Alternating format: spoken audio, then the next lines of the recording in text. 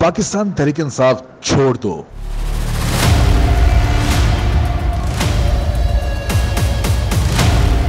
मुझे कोई फर्क नहीं पड़ता, कप्तान का बड़ा बयान।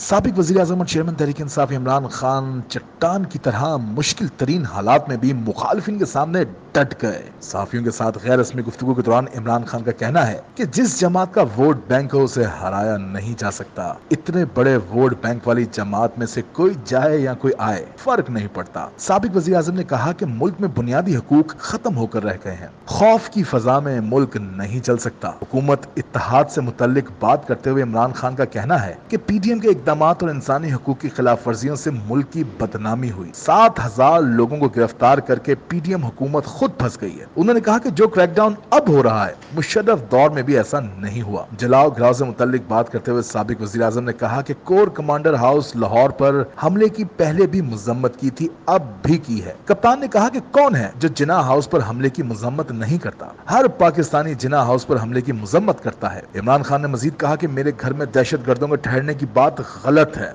मीडिया को अपना घर खोल कर दिखाया है।